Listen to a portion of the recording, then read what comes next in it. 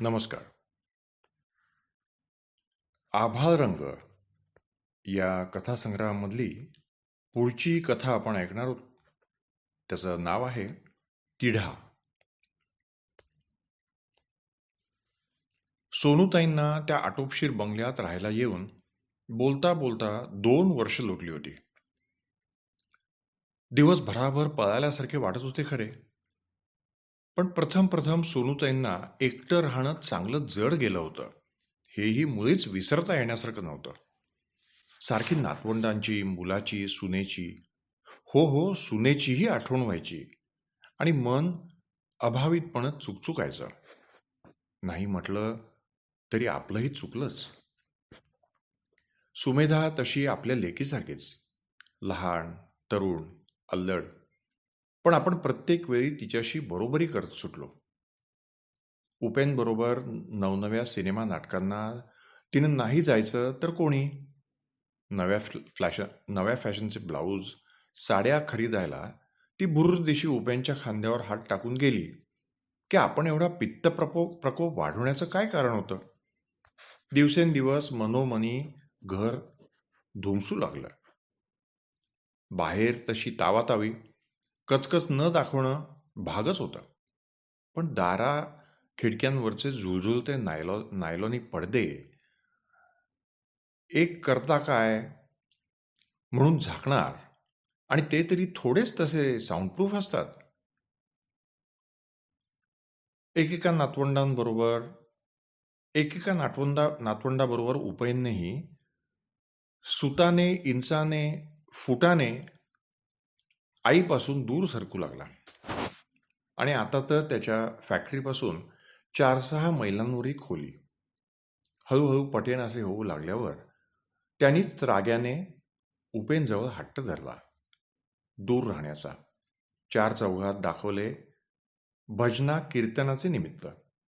फॅक्टरीच्या आवारात तशी त्यांच्यासारख्यांना काहीच करमणूक नव्हती, पण त्यांच्या वयाच्या बायकाही तिथं पुष्कळ होत्या. त्याच कधीतरी एकत्र जमत. गोकुळाष्टमी, दासनवमी, रामनवमी धडाक्यात साजरी करत. पण तरी सोनूताईंनाच का कोण जाणे, त्या साऱ्यात उपरेपण जाणवायचं. यजमानांच्या मागे एकटा वाढवलेला उपेन लग्नानंतर जणू सुमेधाने हिरावून हिसकावून घेतल्यासारखा वाटायचा. वास्तविक दागदागिन्यांनी, शालू शेल्यांनी मढवून त्यांनीच नाही का सुमेधाला उपेनसह औक्षण करून या घरात आणलं. सारं कळायचं पण वळायचं नाही. त्यांचंच त्यांना काही समजेन असं व्हायचं. खोली जवळच्याच बिराडातले उपेन सुमेधाच्याच वयाचे श्यामला आणि शशिकांत हे जोडपं. त्यांची स्वतःच्या नातवंडा एवढीच लेकरं पाहून तर सोनूताईंना अलीकडे वरचेवर भरून येईल. तसे उपेन, सुमेधा अधूनमधून येऊन भेटून जात, पण परकेपणाची भिंत मख्खासारखी सतत मध्ये उभी असे. ती काही केल्या हलत नसे.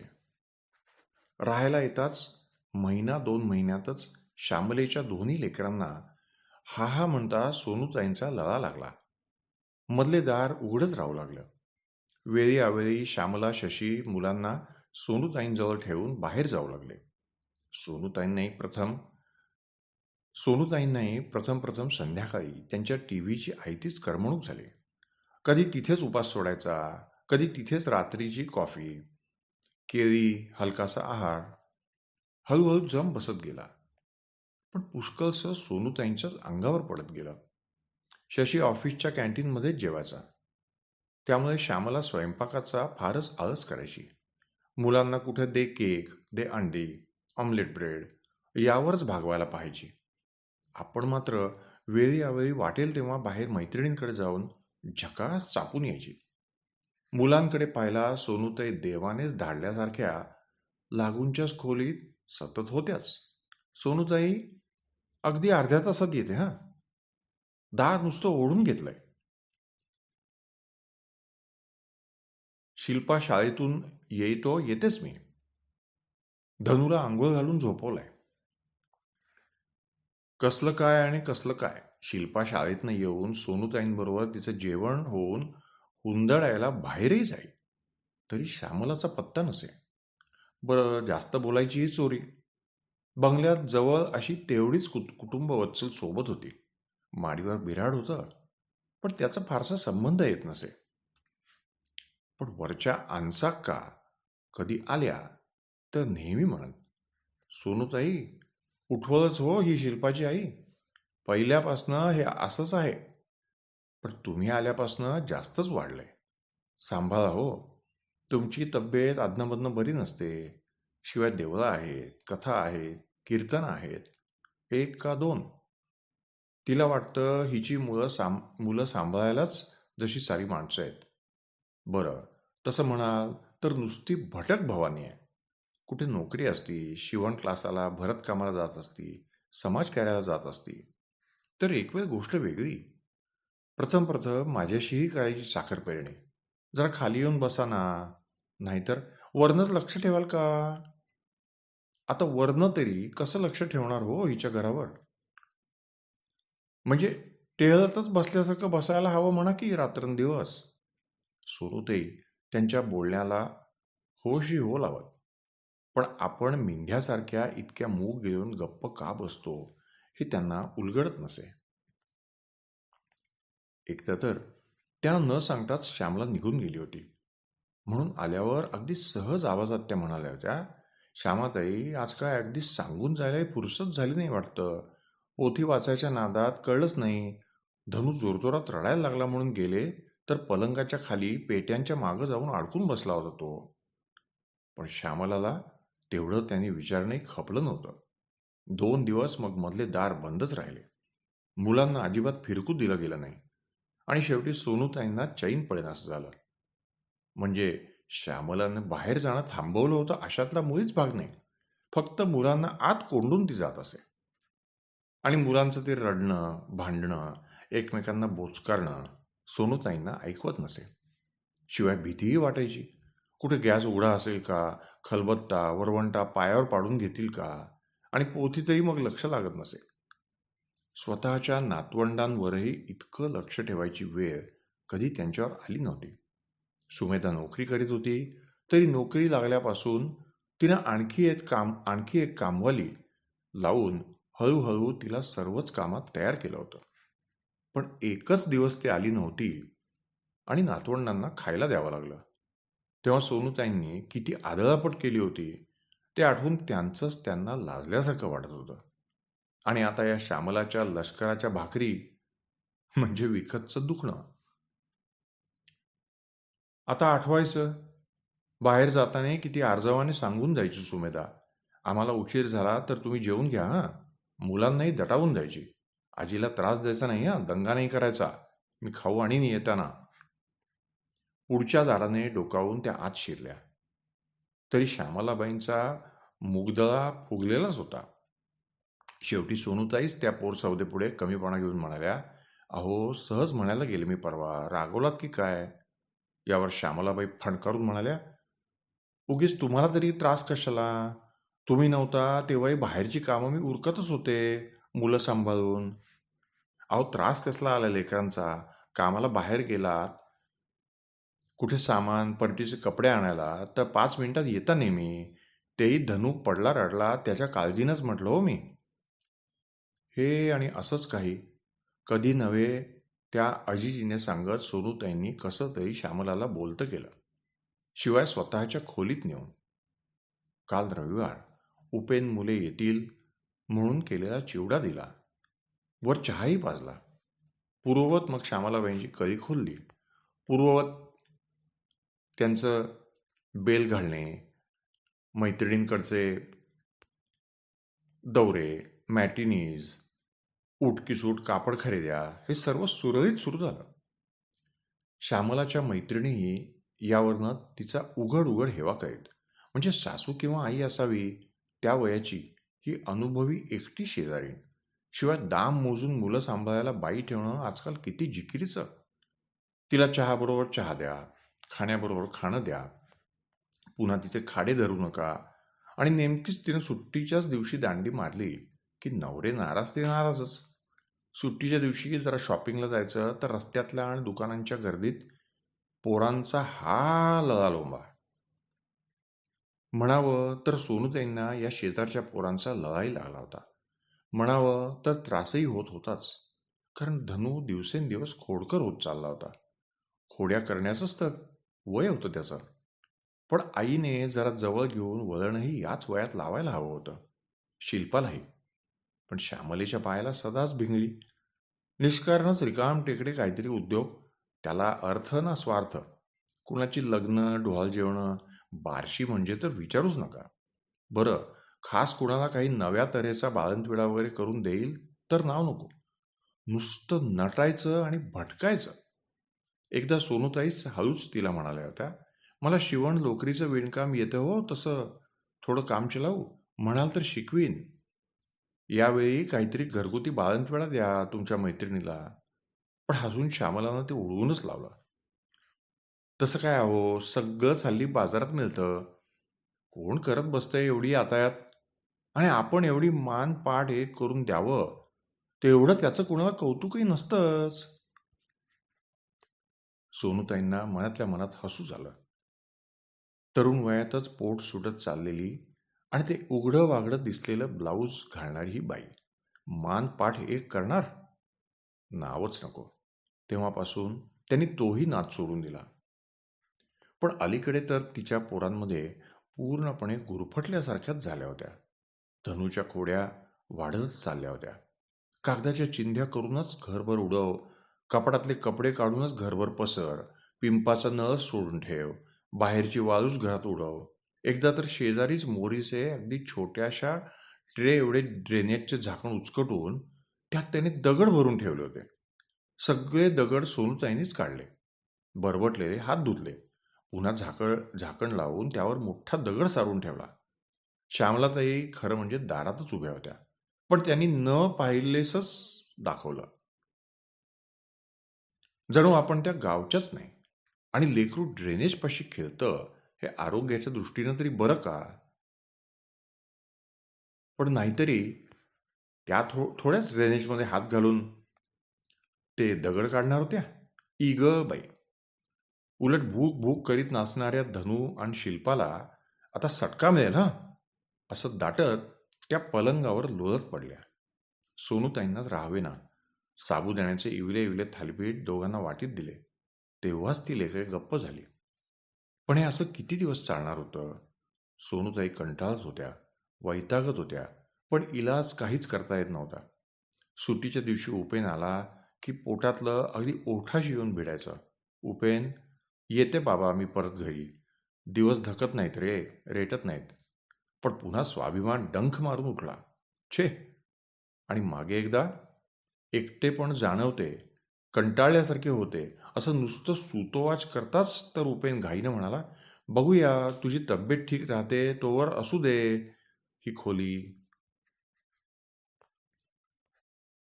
त्यामुळेच परवा गावातच राहणारा पुतण्या आणि पुतणसून येऊन त्यांना 2-3 महिने घरी राहायला येण्याविषयी आवर्जून विचारणा केली. तर त्यांना हायसंच वाटलं होतं. पुतणसुनेचं बाळंतपण जवळ जवळ येऊन ठेपलं होतं आणि त्यासाठी येऊ घातलेल्या तिच्या आईला अचानकपणे दुखणं आलं होतं. त्यामुळे थोडं संकोचूनच पण सोनूताईंना हक्काची विनंती करायला ते जोडपं आलं होतं. सोनूताईंना एकीकडे हायसंही वाटत होतं. पुन्हा वाटत होतं एकटं राहायची सवय झाली आहे. झेपेल का एवढं सगळं करणं आपल्याला? बाळ बाळंतिणीकडे, घराकडे जबाबदारीनं पाहणारे, घरातले वडीलधारे माणूस असावे म्हणूनच त्यांना बोलावलं होतं. स्पष्ट नाही म्हणणं तर कधीच शक्य झालं नसतं. कारण त्या सासूरवाशीण असताना एकत्र कुटुंब होतं. तेव्हा याच पुतण्याला त्यांनी कडे खांद्यावर खेळवलं होतं. उपेनच्या वेळच्या बाळंतपणातून उठल्यावर त्या जबरदस्त आजारी पडल्या. तेव्हा याच मधल्या जावेनं, या पुतण्याच्या आईनं त्यांची सेवा शुश्रूषा केली होती. आज त्याची आई असती तर कशाला बोलवलं असतं त्यानं आपल्याला? जसा उपेन तसाच तो. तरी पण काहीतरी बोलायचं म्हणून त्या म्हणाल्या होत्या, बघते 2 दिवसात उपेन मेधा येतीलच. त्यांना एकदा विचारते आणि तुला काय ते कळवते. यावर जरा विचित्रसेच हसून पुतण्या म्हणला होता, उपेन काय म्हणणारे, इथं राहता त्या तिथे राहाल. कोणत्याच वाक्यात कोणताच उपहास नसूनही उगीचच पण सोनूताईंना ते जरा लागल्यासारखं झालं आणि 2-3 दिवसातच त्या पुतण सुनेकडे राहायला निघाल्या.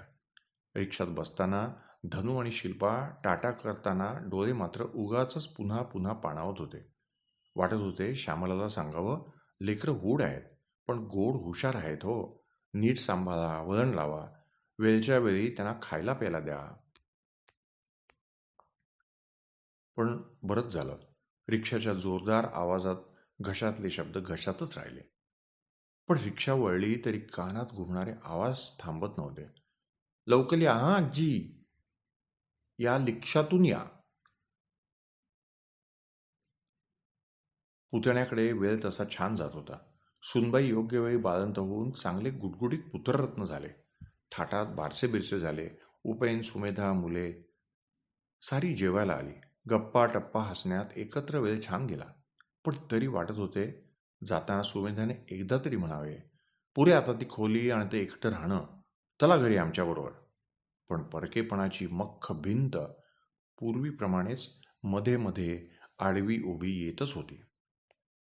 महिना सव्वा महिना झाल्यावर सोनूताईंनी पक्क ठरवून टाकलं, स्वाभिमानाचा फणाच ठेचून टाकायचा. या वयात कसला आलाय अभिमान आणि स्वाभिमान. पुतण सुनेला 2 महिने झाले की उपेनला मोकळेपणी सांगून टाकायचे, सोडून टाक बाबा ती खोली, झेपत नाही आता एकटं राहणं, मी आपली तुझ्याबरोबर घरी येते. मग अधनं-मधनं दुपारी, संध्याकाळी, रात्री झोपताना या वाक्यांची त्या एकसारख्या उजळणी करायच्या. कसा विषय काढायचा, आधी कोणतं वाक्य बोलायचं, मग मग कोणतं, शेवटी कोणतं, उपेनचा चेहरा कसा होईल आणि सुमेधाचा. पण ती तशी हाडाची सालस, सोशिक आणि स्नेहशील मुलगी आहे. ती काही म्हणायची नाही, कदाचित काहीच बोलायची नाही. पण तो म्हणेल त्याला तिची ना नसेल. त्याला नाही कधीच ती पेचात टाकायची. आपलंच चुकलं त्यावेळी. आपण इतका तोल सुटू द्यायला नको होता. इतकं ताठरपणे वागायला नको होतं. मानीपणाला आपण नको एवढी धार लावली.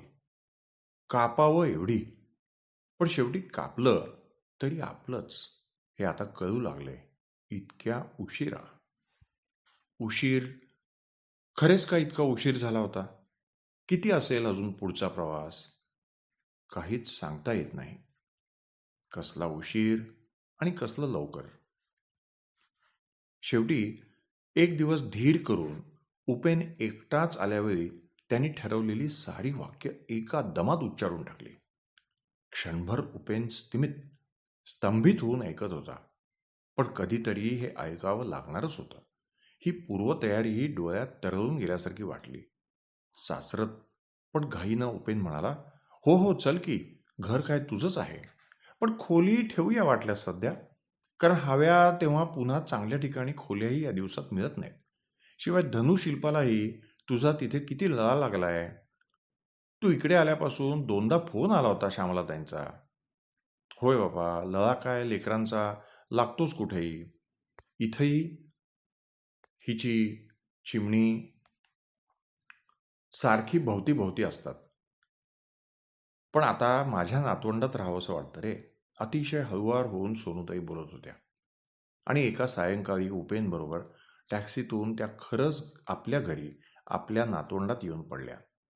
पण खऱ्या नातवंडांना आजीची मुळी सवयच नव्हती. ती दुरून दुरूनच हसली, बोलली आणि दुसऱ्या खोलीत जाऊन खेळूही लागली. एक एक दिवस जात होता. सुमेधाही फार फटकून किंवा तुसडेपणाने वागत होती असं मुळीच नाही. पण पूर्वीसारखी जवळूनही वागत नव्हती हे पुरेपूर कळत होतं. घर मोठं होतं. कामाला नोकर चाकर होतेच. मॉन्टेसरीतल्या धाकट्याला सांभाळायला आणखी एक वेगळी बाई होतीच. एकदा सोनूताई सहजच्या आवाजात सुमेधाला म्हणाल्या, मी घरातच तर असते अगं सारा दिवस. धाकट्याकडे पाहत जाईन मी. तेवढं मला जड नाही. त्या सांभाळणाऱ्या बाईला देऊन टाक वाटल्यास रजा आता. पण तुटकपणे सुमेधाने 2-3च वाक्यात सोडवणूक करून घेतली होती. असू दे, त्याला खूपच लळा लागलाय तिचा आता. शिवाय आम्हालाही वेळी अवेळी बाहेर जावं लागतं ऑफिसच्या कामानिमित्त. त्यांना वाटलं होतं म्हणावं, लळा काय माझाही लागेल, धनु शिल्पाला नाही लागला. पण पूर्वी कितीतरी वेळा स्वतःच यावरनं केलेली आदळआपट त्यांना आठवली आणि पुढे काही ऐकूच येईन असं झालं. खाणीपिणी झाल्यावर बाहेर जाताना सुमेधा म्हणाली होती, "व्हरांडा मोकळा ठेवून बाहेरनं कुलूप घालून आम्ही बाहेर जातोय. आतनं दार लावू नका. आम्हाला यायला उशीर होईल. मुलांनाही घेऊन जातोय." खटाखट दारं बंद झाली. कडी कुलपांचा, मुलांच्या बूट चपलांचा चुटू लुटू आवाज बाहेरच्या फरशांवरून दूर निघून गेला. जरा वेळ व्हरांड्यात फेऱ्या मारून झाल्यावर सोनूताई अंथरुणावर आडव्या झाल्या. पण काही केल्या डोळाला डोळा लागत नव्हता. सारखं वाटायचं ते पलीकडे दार उघडलं की धनू धावत येईल आणि कमरेला विळखा घालील. लगेच शिल्पा येऊन म्हणेल, "गोष्ट सांगा की आजी." ती परवाची राहिलेली. आणि धनू डोळे झाकायचा. तो स्पर्श आठवून त्यांना रडूच फुटलं. पण स्वतःच्याच भरल्या पुरल्या घरात ते रडूही त्यांच्यानं सहन करवेना. धनू शिल्पासाठी रडू यावे हे लळा लागला म्हणून ठीक होतं, पण तसं त्या मुलांना काहीच कमी नव्हतं. आई बाप, पैसा अडका, सर्व सुखसोयी. त्यांच्याच आईच्या उठवल स्वभावामुळे ती पोरं बेवारशासारखी इकडच्या तिकडच्या घरी फिरायची. अशी कितीतरी लेकरं वाढतात, मोठी होतात, तशी तीही होतील. कोणी एक आजी शेजारी राहत होत्या. आपल्याला गोष्टी सांगत होत्या, खाऊ देत होत्या, हेही विसरून जातील. पण खरोखरीच ज्यांना घरदार नाहीत, मायबाप नाहीत, असे बेवारशी धनू आणि शिल्पा कितीतरी असतील. तरुण वय असतं, अंगात रग असती, तर तशाही मुलांसाठी धडपडून काही करता आलं असतं. सोनूताई त्याच क्षणी काहीतरी पक्क ठरवल्यासारख्या तटकन अंथरुणातच उठून बसल्या. त्यांच्या मनात आलं, आता या वयात अगदी झोपडपट्ट्यात फिरून काही काम करता येणं शक्य नसलं तरी अगदी गरजू कनिष्ठ मध्यमवर्गीय नोकरीवाल्या बायकांच्या लेकरांची दिवसभर नीटनेटकी देखभाल करण्याचा व्यवसाय करायला काय हरकत आहे? त्यांना सहज परवडू शकेल एवढ्याच पैशात. नाहीतरी आपल्याला काय कमी आहे? 4 हाती 4 आकडी पैसा घरात येतोय. शिवाय उपेन सुमेधा कशाला ना म्हणणारी नाहीत. उलट त्यांना तर सामाजिक कार्याची आवड आहे. खोली सध्या सोडायला नको असं उपेन म्हणाला होता. ते त्यावेळी जरा त्यांना लागलंच होतं. पण एकदम खोली सोडण्याचा निर्णय घेऊन टाकला नाही. ते एक प्रकार किती बरं झालं. ते आता या घटकेला पटत होतं. त्या बंगल्याचे गॅरेजही तसे मोठे आणि मोकळेच होते. परगावी राहणाऱ्या मालकांचंच थोडंफार अडगळीचं सामान तिथं भरलं होतं. मोठी जागा हवी वाटली तरी त्यांना विचारता येईल. तसे पुतण्याच्या चांगलेच ओळखीतलेही आहेत ते. शिवाय सध्याची खोलीही काही अगदीच लहान नव्हती. बाहेरचं अंगणही प्रशस्त होतं. 4-2 मुलांची सोय सध्या सहज होऊ शकणार होती. तसंच एका मान्यवर संस्थेच्या चिटणीसबाईंनी त्यांना एकदा सहज विचारून ठेवलं होतंच, असं काही सुरू केलं तर देखरेखीचं काम 4-6 तास कराल का? पण तेव्हा त्याचं महत्त्व इतकं मनापासून पटलं नव्हतं. 1-2 कामकरी बायकाही हाताखाली असतील असं त्यावेळीच त्या म्हणाल्या होत्या. पुढे हसून म्हणल्या होत्या, थोडक्यात मतितार्थ असा सोनूताई, थोडे विशाल आजीबाईचं काम करायचं. अतिविशाल नाही हो. नाहीतर महिलांनी काही चांगले उद्योग सुरू केले तरी त्याला आपलं म्हटलं जातं. अतिविशाल महिला मंडळ का? तर काय, या धावपळीच्या जीवनात मुलांवर खास आपले काही संस्कार करायला, काही पाठ करून घ्यायला, बोधपर गोष्टी सांगायलाही आईबापांना वेळ कुठे असतो? तेव्हा त्या चिटणीसबाईंना भेटून बोलून काय ते ठरवता येईल. सध्या मात्र येतील तशी त्या वयाची मुले घ्यायचीच, अगदी न कळती असली तरी. तशी श्यामलाताईंचे काम करणारी बाईही कामसू व्यवस्थित होती. त्या दिवशी नाही का आपल्याशी 2 दिवस बोलणं टाकलं होतं, तेव्हा मुलांना 1 दिवस तिच्यावरच सोपून गेल्या होत्या.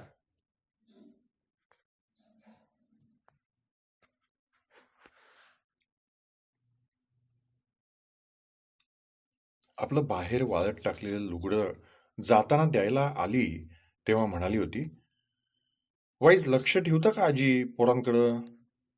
तेवढं वरल्या घरचं धुणं धुवून मी येतेच. आणि बघा या भटक्या बाईच्या वर राबून घ्याया बघतात.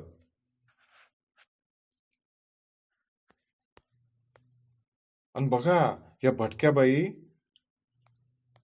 राबून घ्यावा बघतात. लई कवडी चुंबक होय स्वभाव. आम्हाला काय, दाम तसा काम, दिसभर पोरासंग नाचा म्हटलं तरी बी नाचू की.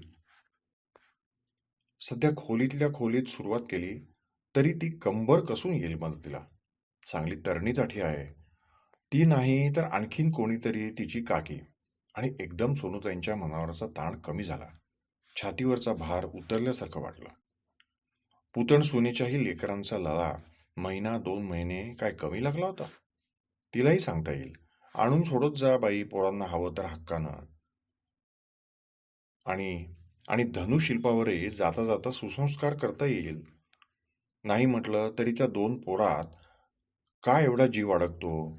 सहवासाचं प्रेम, दुसरं काय? पूर्वजन्मीचेही ऋणानुबंध असतीलच काहीतरी. आणि नाहीतरी आता जास्त काय घडायचंय या हातांनी मोठं सत्कृत्य? उरलेत ते दिवस तरी निदान कारणी लागतील.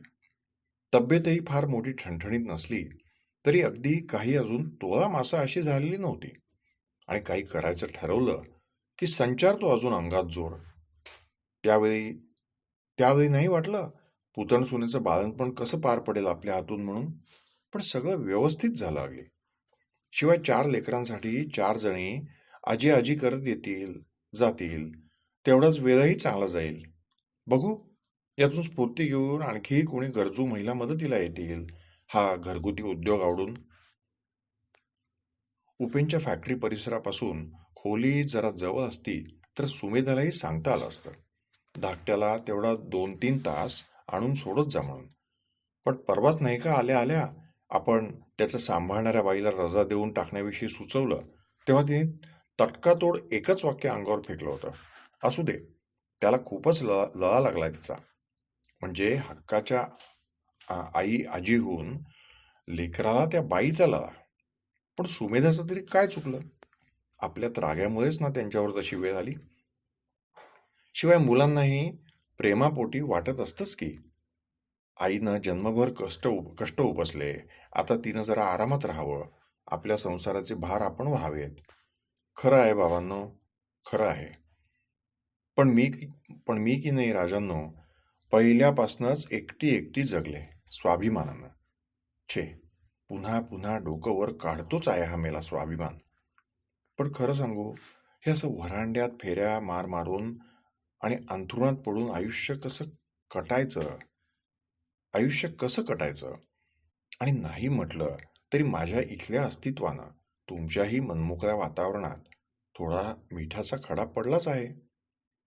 तशी थोडी बंधनही येतातच आम्हा वृद्धांची तुमच्यावर. नाकबूल करून तरी काय साधणार? अगदीच होईन असं होईल तेव्हा बघता येईल. आहातच तुम्ही सारी आसपास. आणि सोनूताईंना आणखीनच मोकळं हलकं हलकं वाटू लागलं. आल्या दिवशी हाच वरांडा आणि हीच खोली जणू तुरुंगासारखी भासली होती. पण आता वळकटीकडे पाहताना हायसं वाटलं. बरं झालं सगळं सामान घेऊन यायची काही इतक्यातच केली नाही. नाहीतर सारं सामान कॉलनीतून पुन्हा मिरवत नेताना फजितखोरासारखं वाटलं असतं. तशा काय, या वळकटीसह त्या पूर्वीही 2-4 दिवस येऊन राहून जात. कुठे कुणाचा वाढदिवस म्हणून, सणवार, नवरात्र उत्सव म्हणून. त्यामुळेच तेव्हा मनावर असं ओझं येत नसे, जसं यावेळी येऊन पडलं होतं. पण आता त्याचा लवलेशही भासत नव्हता.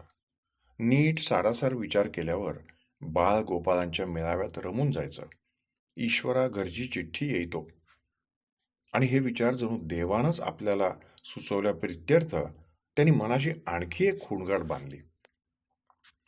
श्रावणातले शुक्रवार साजरे करायला नाहीतरी या नोकरीवाल्या लेकी सुनांना वेळ तरी कुठे असतो? तर आपणच सर्वांच्या नावानं दर श्रावण शुक्रवारी एखाद्या गरीब बाईच्या मुलाला खाऊसाठी, खेळासाठी, कपड्यासाठी म्हणून जमेल झेपेल तेवढं द्यायचं. सगळे तर शेवटी लेकरांसाठीच. आणि आता मोठी झाली म्हणून काय झालं? सगळी तशी लेकरच. उपेन सुमेधा, पुतण्या पुतणसून, नातवंड आणि आणि धनु, शिल्पा. नकळतच कशाने कोण जाणे पुन्हा डोळे पाणावले. सहजच सोनूताईंनी उशालगतचा ट्रान्झिस्टर फिरवताच हवेतल्या लहरी पकडून तोही गाऊ लागला. संगे गोपाळांचा मेळा, विठू माझा लेकुरबाळा. गाणं संपल्यावर डोळे पुसता पुसता रेडिओ मालवून आडवे होता होता सोनूताईंनी पुन्हा ठरवलं, 1-2 दिवसात उपेन सुमेधाशी बोलून ठरवायचंच या गोपाळांच्या मेळ्याचं आणि पुन्हा जुन्या खोलीकडे जायचं या आनंदानं. त्या लहान मुलासारख्या हुरळून गेल्या. पण एकाएकी हुरळून जाण्याने म्हणा, अतिविचारांमुळे म्हणा, कुशीला होता होता त्यांच्या एकदम लक्षात आलं, आपल्याला विलक्षण थकवा आलाय.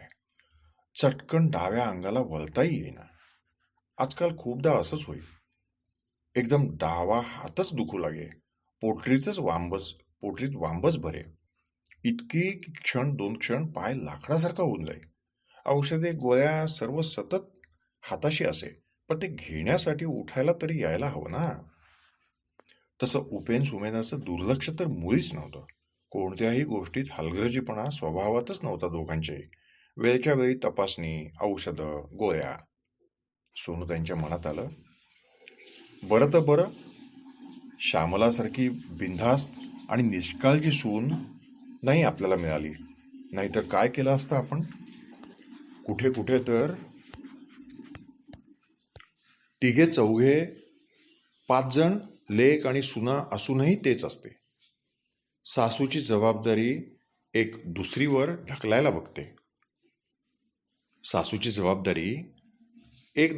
ढकलायला बघते. गरजेपुरती तेवढी ती सगळ्यांना हवी असते.